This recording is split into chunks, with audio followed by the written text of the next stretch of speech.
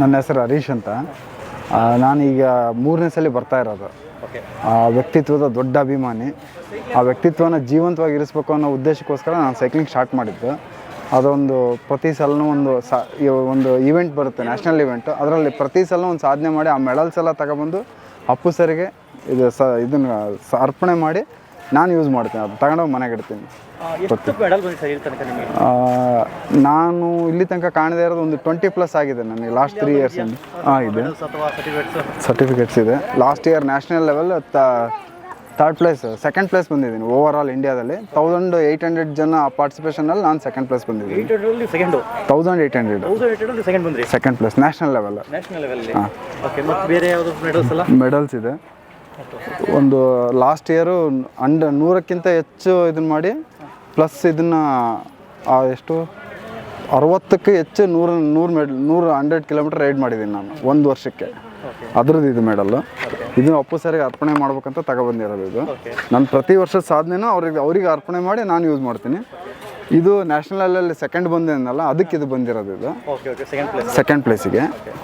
ಆಮೇಲೆ ಇದು ಒಂದು 1 ಮಂತ್ ಪಾರ್ಟಿಸಿಪೇಷನಲ್ಲಿ ಸೈಕ್ಲಿಂಗ್ ಕಿಂಗ್ ಅಂತೇಳಿ ನನಗೆ ಒಂದು ಬಿರುದು ಕೊಟ್ಟಿದ್ದಾರೆ. ಇದು ಯಾವ ಪ್ರೋಗ್ರಾಮು? ಇದು ಅಂದರೆ ಆನ್ಲೈನ್ ಪ್ರೋಗ್ರಾಮ್ ಇದು.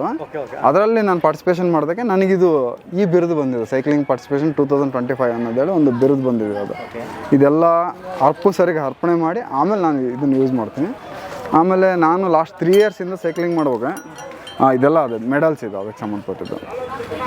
ಇದು ನಂದು ರ್ಯಾಂಕಿಂಗ್, ಪರ್ಸ್ನಲ್ ರ್ಯಾಂಕಿಂಗ್. ಇದು ಪರ್ಸ್ನಲ್ ರ್ಯಾಂಕಿಂಗ್.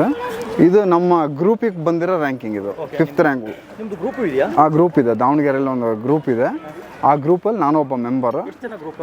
ಅರೌಂಡ್ ಒಂದು 100+ ಇದ್ದಾರೆ. 100+ ಇದ್ದಾರೆ. ಅದರಲ್ಲಿ 20 ಮೆಂಬರ್ಸ್ ಅದ್ರಲ್ಲಿ ಪಾರ್ಟಿಸಿಪೇಟ್ ಮಾಡಿದ್ರೆ ನಾವು ಟಾಪ್ 5 ಬಂದಿತ್ತು ನಮ್ಮ ಗ್ರೂಪು. ಹಂಗಾಗಿ ನನಗೊಂದು ಮೆಡಲ್, ಪರ್ಸ್ನಲಾಗಿ ನನಗೊಂದು ಮೆಡಲ್ ಕಳಿಸಿದ್ದಾರೆ.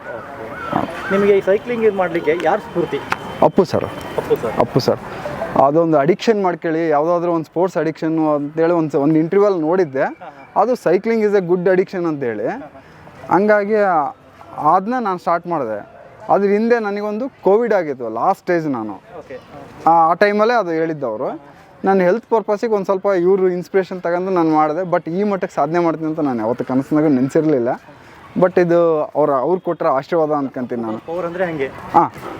ಅವ್ರ ಆಶೀರ್ವಾದದಿಂದ ನನ್ನನ್ನು ಒಂದು 4 ಜನ ಗುರುತು ಮಾಡೋ ಲೆವೆಲಿಗೆ ಒಂದು ಸಾಧನೆ ಮಾಡಿದ್ದೀನಿ. ಇಷ್ಟು ನನಗೀಗ 46 ವರ್ಷ. ಅಪ್ಪು ಸರ್ನ ಯಾವ ಸ್ಟಾರು ನಿಜ ಜೀವನ ಮೀಟ್ ಮಾಡಿದ್ರೆ ಹೋಗಿ? ಅದೃಷ್ಟ ನನಗಿಲ್ಲ, ಯಾವಾಗಲೂ ಆಗಿಲ್ಲ. ಇಲ್ಲ. ಪ್ರಯತ್ನ ಪಟ್ಟಿಲ್ಲ? ಇಲ್ಲ, ಪ್ರಯತ್ನ ಪಟ್ಟಿಲ್ಲ ನೀವು? ಇಲ್ಲ. ಸೈಕಲ್ ಕಲಿಯೋಕ್ಕೆ ಮೊದಲು ಫ್ಯಾನ್ ಆಗಿದ್ರಾ, ಅಲ್ಲ ಆದರೆ ಆಮೇಲೆ ಆಗಿದ್ದ ನೀವು? ಮುಂಚಿಂದನೂ ಅವರು ಫಿಲಿಮ್ಸ್ ಎಲ್ಲ ಭಾಳ ಇಷ್ಟ ನನಗೆ. ಅದರಲ್ಲಿ ಏನಾದರೂ ಒಂದು ಮೆಸೇಜ್ ಇರುತ್ತೆ ಅವ್ರ ಫಿಲಿಮ್ಸಲ್ಲಿ, ಪ್ರತಿಯೊಂದು. ಅಂದರೆ ಅವರು ಬಾಲ್ಯ ನಟನಾಗಿದ್ದಾಗಿಂದನೂ ನಮ್ಗೆ ಮೆಸೇಜ್ ಇರುತ್ತೆ. ಅದು ಅವಾಗಿಂದನೂ. ಬೆಟ್ಟದವು ಅಂದರೆ ನನಗೆ ಭಾಳ ಇಷ್ಟ. ನನ್ನ ತಾಯಿ ಯಾವಾಗ ಹೇಳ್ತಿದ್ರು, ಪುನೀತ್ ರಾಜ್ಕುಮಾರು ನೋಡು, ನಿನ್ನ ವಯಸ್ಸಿನವರು, ಅವರು ಏನೇನು ಸಾಧನೆ ಮಾಡ್ತಾರೆ, ನೀನು ನೋಡು ಆಟ ಆಡ್ತೀಯಲ್ಲ ಅಂತ ನನಗೆ ಕಂಪೇರ್ ಮಾಡಿ ಯಾವಾಗೂ ಹೇಳೋರು. ಬಟ್ ಗೊತ್ತಿರಲಿಲ್ಲ, ಆಫ್ಟರ್ 20 ಇಯರ್ಸ್ ಆದಮೇಲೆ, 40 ಇಯರ್ಸ್ ಆದಮೇಲೆ ಅವ್ರ ಹೆಸರು ಮೇಲೆ ನಾನು ಈ ಥರ ಎಲ್ಲ ಸಾಧನೆ ಮಾಡ್ತೀನಿ ಅಂತ ನಾನು ನಿಜ ನಮ್ಮ ತಾಯಿಗೆ ಅದು ಅವತ್ತೇ ಹೇಳಿದ್ರು ಅನಿಸುತ್ತೆ ಮೋಸ್ಟ್ಲಿ. ಯಾಕೆಂದರೆ ಈಗ ಪುನೀತ್ ಸರ್ ಅಂದರೆ ನಿಜ ಜೀವನದಲ್ಲಾಗಲಿ ಸಿನಿ ಜೀವನದಲ್ಲಾಗಿ ಒಂದು ಕಪ್ಪು ಚುಕ್ಕಿನೂ ಇಲ್ಲ ಅವರಿಗೆ. ಒಂದು ವೈಟ್ ಆ್ಯಂಡ್ ವೈಟ್ ಅವರು. ಆ ಥರ ಬದುಕೋಕ್ಕೆ ಯಾರ ಕೈಲೂ ಆಗಲ್ಲ. ಫೈನಲಾಗಿ ಅವ್ರ ಬಗ್ಗೆ ಏನು ಹೇಳ್ಬೋದು ನೀವು? ಅವ್ರನ್ನ ಜೀವಂತವಾಗಿ ಇಡೋ ಪ್ರಯತ್ನ ಮಾಡ್ತೀನಿ ನನ್ನ ಕಡೆಯಿಂದ. ಆ ವ್ಯಕ್ತಿತ್ವ ಜೀವಂತ ಇಡೋ ಪ್ರಯತ್ನ ಮಾಡ್ತೀನಿ. ನಾನು ಇರೋವರೆಗೂ ಅಪ್ಪು ಸರಿಗೋಸ್ಕರನೇ ಸೈಕಲಿಂಗ್ ರೈಡ್ ಮಾಡ್ತೀನಿ. ಏನೇ ಇದ್ರೂ ನಾನು ಪ್ರಯತ್ನ ಮಾಡ್ತೀನಿ.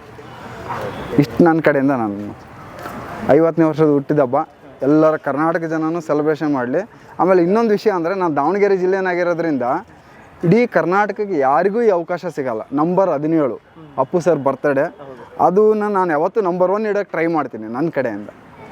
ನಂಬರ್ 17 ಯಾವತ್ತೂ ನಂಬರ್ 1 ಆಗೇ ಇರಬೇಕನ್ನೋದು ನನ್ನ ಆಸೆ. ಹಂಗಾಗಿ ಕರ್ನಾಟಕದ ಲಾಸ್ಟ್ 2 ಇಯರ್ಸಿಂದನೂ ನಾನು ಟಾಪರೇ ಇದ್ದೀನಿ ಸೈಕಲ್ ರೈಡಲ್ಲಿ, ಒಂದು ಪರ್ಟಿಕ್ಯುಲರ್ ಇವೆಂಟಲ್ಲಿ.